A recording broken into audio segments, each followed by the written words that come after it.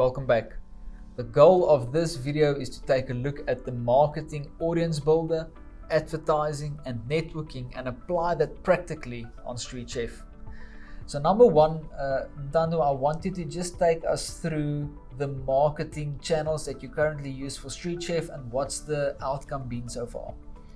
The marketing channels we're currently using are social media, and we are looking obviously at food blogs as well as food websites as well, since that would be where a lot of our audience would gravitate towards, since it does time with what we have to offer. But currently the only marketing channels we have are social media, being Instagram and Facebook. And what's the results been in terms of lead generation, serious leads, people actually following through and buying the product? So right now, based on social media, it's been fairly challenging, since when people go on social media, they're not there to look for food, which is why we have considered the food blogs as well as food websites, since when someone goes on Google and they type in food website, they are most likely looking there for either a culinary delicacy which they enjoy and they would most likely like to purchase. But right now on social media, the results haven't been as great as we'd hoped. Since again, there's a lot of other people and a lot of other content on social media which people go and engage with. So let's look at marketing in the thought pattern of the online course, where we say number one, your first channel is your audience builder. Number two, it is your advertising. So what are you currently using to build your audience? Currently, what we are using to build our audience, I would say, are our Facebook and Instagram pages. Okay, so you're growing these pages, you're running a couple of cool projects on there, exposing the market to what you guys are doing internally.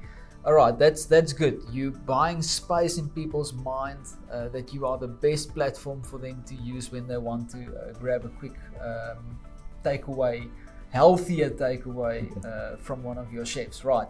The second platform I want to focus on is advertising. Now, advertising is the ability to put your brand in front of the target market's eyes at the very moment they need it. Have you found that channel or not yet? Not yet. We have not found that channel.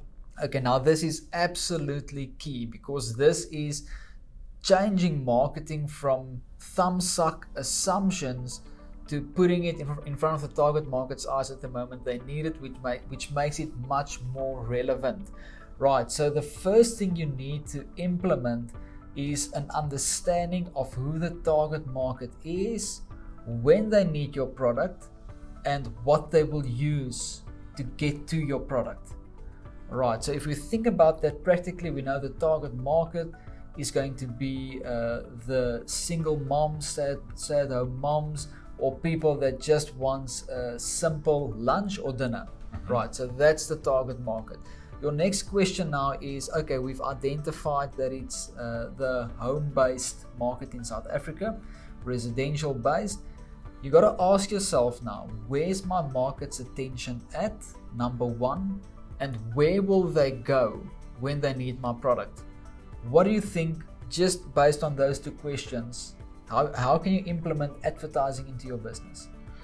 Well, I want to believe, from what we've had a discussion about as well as the market research we've done, is we would look at Google Ads, for example, because when people want to go and look for something, they most likely always go on Google, they'll search home cooked food, and our goal would obviously be to bid to a place where we are at the top of the page or top of mind for people who are looking for what we have to offer. And what's the key keyword there?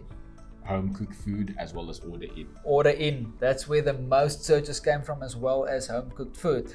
Right, now we've got something to work with. We know that 1,600 people is looking for order in per month on Google.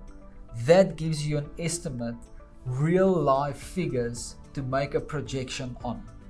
And it's very far from your 17,000 assumption that you made earlier based on your market research. So it's fine to make a projection based on market research. You've got 17 million homes and you want to get ultimately to 17,000 orders per month.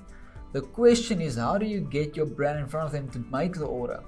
That's the real question. So it's easy making these assumptions. It's really difficult to generate that lead. I want to challenge you on another thing, and that is based on the food blogs. The real question here is, If I get hungry, I'm just thinking human behavior. If I get hungry, it's 11 o'clock, I want to eat something. Am I going on a food blog quickly to see if they've got a takeaway option for me there? Or am I going to look at a more, where can I quickly find help to solve my problem? Most likely, I think people would go on food blogs to better understand food much rather than are looking to consume right now. Yes, so if I was in your position, I might just adjust the way that I view my market and where they are going to look for my option. The fact is, I'm looking for food. I'm not looking for new recipes. That's the difference in the way that I'm thinking at this stage to get what I need. I'm hungry. I need food.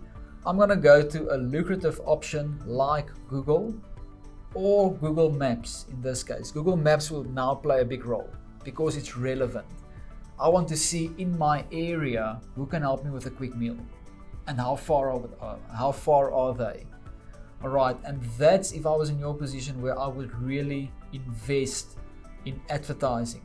Advertising, short-term investment. You want to make a sale quickly, you want to generate a lead, you want to put your brand in front of the target market's eyes at the very moment they need it.